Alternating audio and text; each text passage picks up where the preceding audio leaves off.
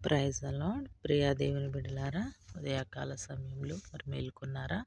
మేల్కొన్నట్లయితే దేవాది దేవునికి మనము కృతజ్ఞతాస్తుతులు తెలుపుకుందాం. మొట్టమొదటిగా మనము లేవగానే మనము దేవునితో మాట్లాడగలిగితే మన దినాన్ని మరి ఆయనతో మాట్లాడిన తర్వాత మనము మొదలుపెట్టినప్పుడు మనకు అనేక ఆశీర్వాదములు మనకి, మన కుటుంబానికి. మరి ఉదయకాల సమయంలో దేవుని వాగ్దానమును చూద్దాం. ఎవడును కీడునకు ప్రతి కీడు ఎవనికైనను చేయకుండా చూచుకొనుడి. మీరు ఒకని ఎడల ఒకడు మనుషులందరి ఎడలను ఎల్లప్పుడూ మేలైన దానిని ననుసరించి నడుచుకొనుడి. ఎల్లప్పుడూ సంతోషముగా ఉండుడి. ఎడతెగక ప్రార్థన చేయుడి. ఆమేన్. ప్రియ దేవుని బిడ్డలారా, దెస్సలోనికీయులు 5:15 అధ్యాయము. మరి ఉదయకాల సమయంలో ఒక గొప్ప అమూల్యమైన వాగ్దానాన్ని, మనుషులందరి ఎడల దయను మనము కలిగి మేలైన దానిని చేయాలని, మనకెవరికైనా మనకు కీడు చేశారని మనము వారికి ప్రతిగా కీడు చేయకూడదు. మరి మంచి దానిని, ఎవరైనా మనకు కీడు చేసినప్పుడు కూడా మనం ప్రార్థించి వారికి మంచి చేయాలి. కీడు చేసిన వారికి కీడు చేయకోకుండా ఉండి మనుషులందరి ఎడల ఎల్లప్పుడూ మేలైన దానినే చేయాలంటండి.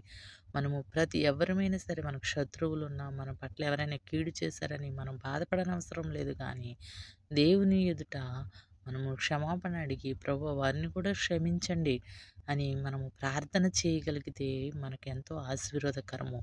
మనము ఎవరు మనకు కీడు చేసినా మనం మేలైన దానిని మాత్రమే చేయాలి. క్రైస్తవులుగా మనం రక్షించబడి దేవునిలో మనం ఎదగాలి అంటే మనం ఆయన కొరకు నిలబడ్డాము, లోకము నుంచి ప్రత్యేకించబడ్డాము గనుక మనము మనుషులకు మేలైన దానిని మాత్రమే చేయాలి. మరి మేలైన దాన్ని చేసి ఎల్లప్పుడూ సంతోషముగా ఉండమని చెప్తే, ఎవరికైనా మనం కొంచెం సహాయం చేసినప్పుడు వారు మనల్ని పొగుడుతున్నప్పుడు మనకెంతో సంతోషంగా ఉంటుంది.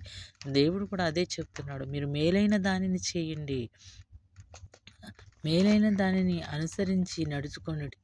ఎల్లప్పుడూ కూడా సంతోషముగా ఉండండి. ఎడతెగక ప్రార్థన చేయండి. ఇక్కడ ప్రార్థన ముఖ్యమైనది. ఈరోజు మన అంశం ప్రార్థన, ఎడతెగని ప్రార్థన, అనుదినము కన్నీటి ప్రార్థన. విశ్వాస సహితమైన ప్రార్థన రోగిని స్వస్థపరుస్తుంది. ప్రార్థనకున్న శక్తి అనేక కార్యములను చేయగలుగుతుంది. ప్రార్థన ఎంతో గొప్పది. ఆ ప్రార్థనకున్న శక్తి లోకంలో దేనికి లేదండి. ప్రార్థన చేయగలిగితే ఎడతెగక దానియేలు గారు 3 దినమునకు 3 మార్లు ప్రార్థించారు. ఆయన ప్రార్థనా వ్యక్తి. ఆయన ప్రార్థన ఎంతో జవాబులు పొందుకున్న ప్రార్థన, కన్నీటి ప్రార్థన. నువ్వు ఎడతెగక ప్రార్థన చేస్తే తప్పకుండా నీ ప్రార్థనకు సమాధానాన్ని నీవు పొందుకుంటావు, జవాబును పొందుకుంటావు. చాలామంది విసుగుపోతూ ఉంటారు, నేను ప్రార్థిస్తున్నానే, నేను ఎన్నాళ్ళ నుంచో ప్రార్థిస్తున్నా, ప్రార్థనకు జవాబు లేదని. నీవు విశ్వాసముతో ప్రార్థించు. విశ్వాస సహితమైన ప్రార్థన దేవుడు ఆలకిస్తాడు. నీ కన్నీటి ప్రార్థన ఎన్నో కార్యములు చేస్తుంది.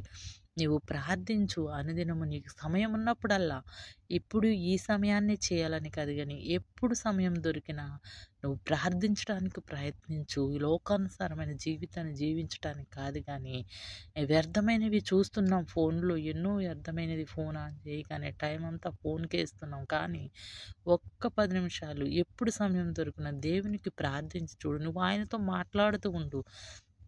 ఎడతెగక నువ్వు ఆయనను ప్రార్థించగలిగితే నీ కుటుంబము ఆశీర్వదించబడుతుంది. నీ బిడ్డలు ఆశీర్వదించబడతారు. నీ కుటుంబము సంతోషముగా ఉంటుంది. దేవుని రాజ్యానికి వారసులుగా ఉంటారు.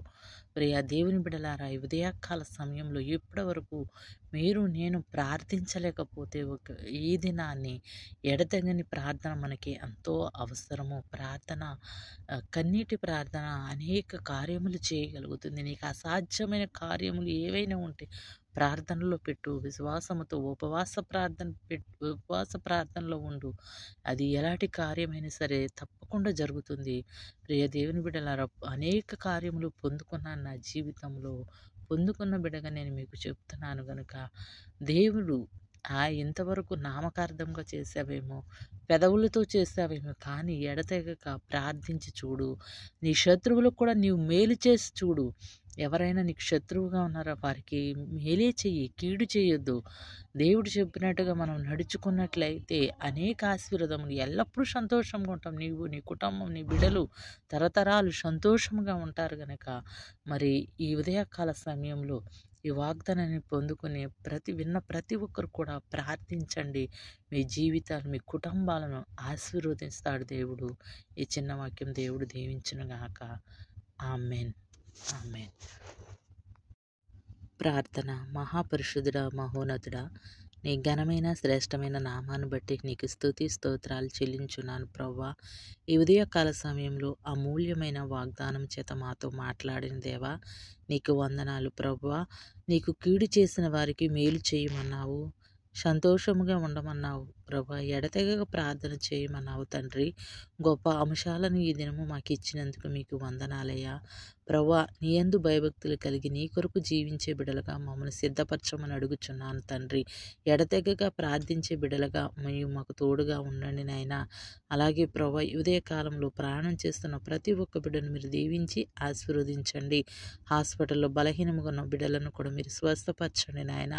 ఈ ఉదయ కాలంలో ఈ వాగ్దానమును వింటున్న ప్రభా ప్రతి ఒక్క కుటుంబాన్ని, ప్రతి ఒక్క బిడ్డను మీరు దీవించండి, ఆశీర్వదించండి నాయన. నీ అమూల్యమైన వాగ్దానములు ప్రభు అనుదినము వినులాగన కృప చూపించండి. ఆ బిడ్డలకు ప్రభు కుటుంబంలో ఏ కీడు, శోధనలు, వేదనలు ఉన్న వాటినన్నిటిని మీరు తొలగించి ప్రభు ఆ కుటుంబంలో ప్రభు శాంతి, సమాధానము, రక్షణ దయచేయమని అడుగుచున్నాను తండ్రి.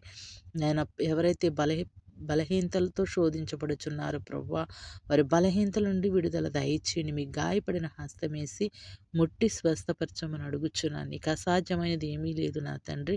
నీకు సమస్తమును సాధ్యమే ప్రభువా. నాయన సహాయం చేయండి. అనేక బలహీనతో శోధించబడుచున్న బిడ్డలతో మీరు మాట్లాడండి, వారికి స్వస్థత దయచేయండి ప్రభువా. నాయన నీకు స్తోత్రములు. ఏ కుటుంబంలో అయితే శాంతి సమాధానం లేదు అటు బిడ్డల కొరకు ప్రార్థిస్తున్నాను. శాంతి సమాధానమును మీరు దయచేయమని అడుగుచున్నాను ప్రభా. మీరు రెక్కల కింద భద్రపరచండి నా తండ్రి. ప్రతి ఒక్కరిని మీరు దీవించి ఆశీర్వదించండి. ఉదయ కాల సమయంలో ప్రభువా వారి జీవితాల్లో ఈ వాక్యం విన్న ప్రతి ఒక్కరి జీవితాల్లో ఒక వెలుగును, నూతన కాంతిని వారి గృహాల్లోనూ వారిలోనూ మీరు తీసుకురమ్మని అడుగుచున్నాను నాయన. మీరు ఎవరిని విడిచిపెట్టే దేవుడు కాదు ప్రభా. సహాయం చేయండి నాయన. ఎడతెగక నిన్ను స్తుతించి ఆరాధించే బిడ్డలుగా, నీతో మాట్లాడే బిడ్డలుగా ఉండుటకు సహాయం చేసి ప్రభా నాయన మా చేయి విడవద్దని అడుగుచున్నాను. ప్రతి ఒక్క కుటుంబాన్ని మీరు దీవించండి.